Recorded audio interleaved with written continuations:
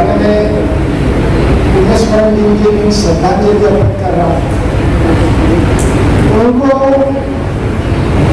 अभी फिलहाल उस समय से पश्चात कभी भी दी हुई सम्मानित किया हुआ, क्योंकि उनका काम वैसे वो मंत्री थे, रेल मंत्री थे या रक्षा मंत्री थे, लेकिन उससे भी ज्यादा महत्वपूर्ण यह है कि वो जाने जाते थे अपने काम से, और वो काम था जो वंचित मजदूरों की संगठना बनाकर उनके राइट्स के लिए लड़े, उनके राइट्स के लिए संघर्ष करे।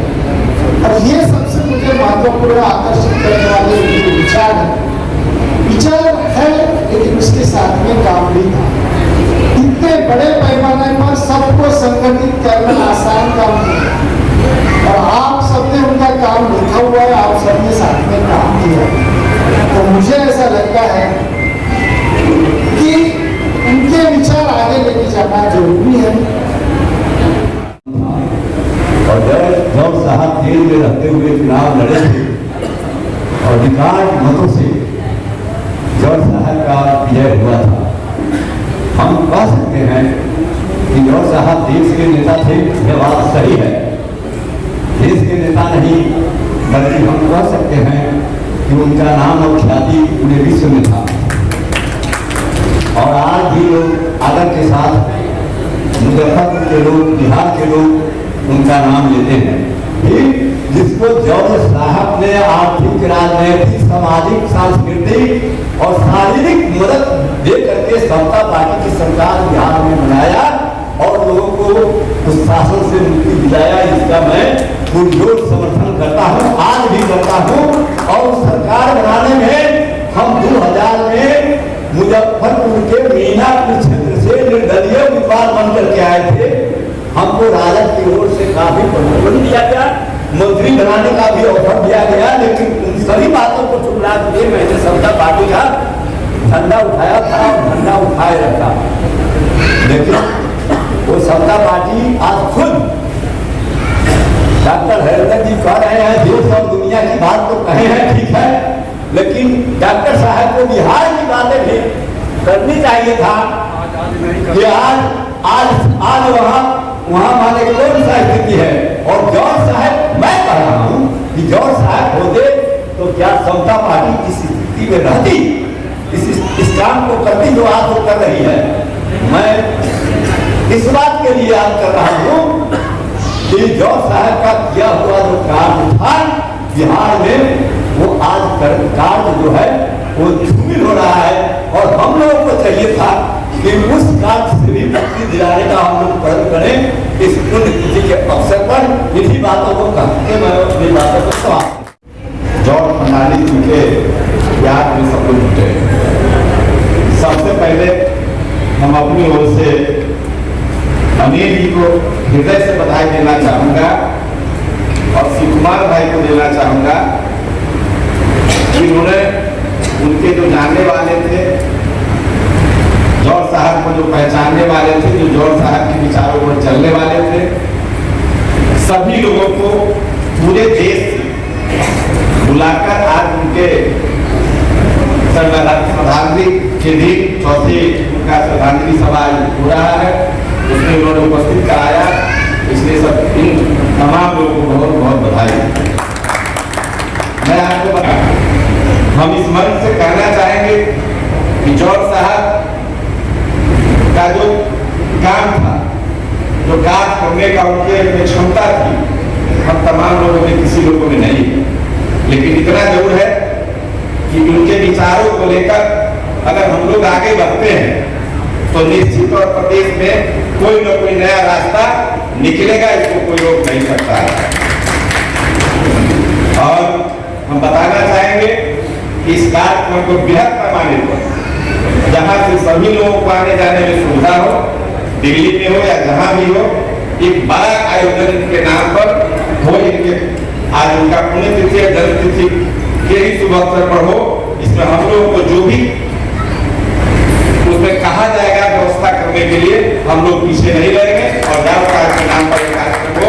इसी सब लोग के साथ हमारे जॉर्ज फर्नांडिस आप हम लोग के बीच नहीं रहे, उनके विचारों को हम लोग आगे बढ़ाएंगे।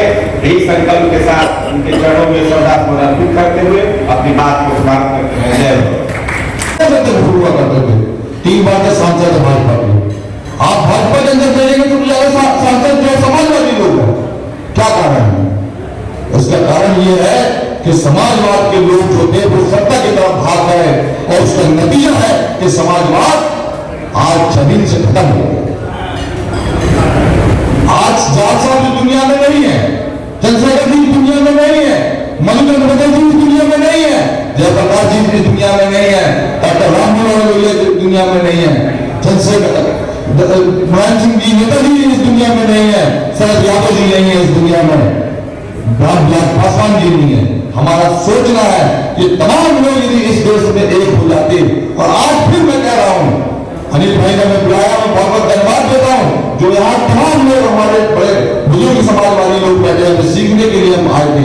हम देख रहे हैं कि सब लोग एक मुश्त होकर यदि एक हो जाएंगे, समाजवाद एक मंच बना लेंगे, क्योंकि पार्टियों का मिले तो मुश्किल है मेरे को लगता है, लेकिन समाजवाद एक भाजपा के खिलाफ एक मंच बन के भी बन जाए तो निश्चित तौर पर इस देश में परिवर्तन तय होगा और एक नई भूगोल बदलेगी। इसी बात को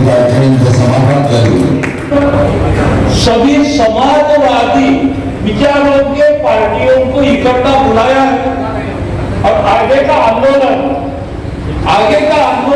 मतलब ये कि 2014 से इस भारत देश के केंद्र शासन में जिनकी सत्ता है, सही में वो संविधान के अनुसार हमें भारतीय नागरिकों को अधिकार दे रहे हैं क्या? नहीं, क्योंकि अगर वो देते तो आज ये विषय यहाँ नहीं आता, ऐसा मुझे लगता है।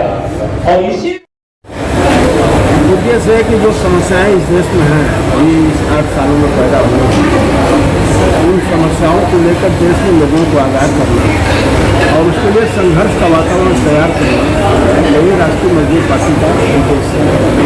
इस सरकार के एजेंडा के बारे में ही हमने बताया। उन्होंने 8 सालों में जो चीज़ पैदा किया है इस देश में, लोकतांत्रिक व्यवस्था, धर्मनिरपेक्षता, संविधान की मर्यादा जो इन्होंने छीन किया है, उसको पुनः कायम करने के लिए सब कुछ हमने करेंगे। समझ लीजिए जो समस्याएं इस देश में पैदा हुई है उसके लिए घोषणापत्र पार्टी तैयार करेंगे और वो देश के सामने रखेंगे और वो उसी को लेकर हम सारे लोग आगे चलने के लिए तैयार हैं। कई राजनीतिक पार्टियां यहाँ मिलकर इतनी पार्टियों को तैयार किया है, इतनी पार्टियां का संगठन अभी एक मोर्चा बना है, उसमें 3, 4, 5 पार्टियों अभी नहीं, 7 पार्टी सब लोगों ने मिलकर एक मोर्चा बनाया है। नहीं, अभी तो एक पार्टी चल रही है ना, अभी पहला सम्मेलन है, आने वाले दिनों में हम सदस्य तैयार करेंगे। आपका नाम? अशोक कुमार।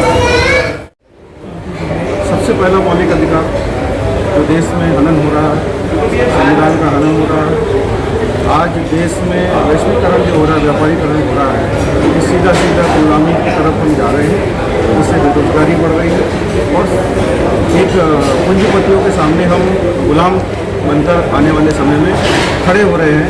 ऐसा ये भारतीय जनता पार्टी की एनडीए सरकार के नरेंद्र मोदी जो देश में अपने आप को विश्व गुरु बनाते हैं, लेकिन देश को एक गुरु घंटाल बनाते हैं। संविधान सुरक्षित नहीं है, आने वाले समय में देश सुरक्षित नहीं है और देश के आज आप खुद इतिहास निकालिए, आज की डेट में रोज़ 500 लोग जो पूंजीपति हैं वो देश छोड़कर जा रहे हैं। इसका मतलब है कि जितने भी लोग जो यहाँ पर लुटेरे बैठे हुए हैं देश में एनडीए के संदर्भ में, ये सब पैसा देश का लूट कर और ये देश छोड़ के भाग गए। पार्टी से ज़्यादा हम देश हित में काम करना चाह रहे हैं, मजदूरों के हित में काम करना चाह रहे हैं कि देश को चलाने के लिए, सरकार को चलाने के लिए क्या सिर्फ पूंजीपति है? मजदूरों की भी जिम्मेदारी है, किसानों की भी जिम्मेदारी है और जो छोटे छोटे व्यापारी हैं उनकी भी जिम्मेदारी है, वो भी देश के नागरिक हैं, उनको भी सत्ता में आना चाहिए, उनको भी अधिकार है। तो हम इस पार्टी के माध्यम से हर मजदूर, हर किसान के दिल में जनभावना जगाएंगे और उनको भी देश की राजनीति की मुख्य धारा में लाएंगे।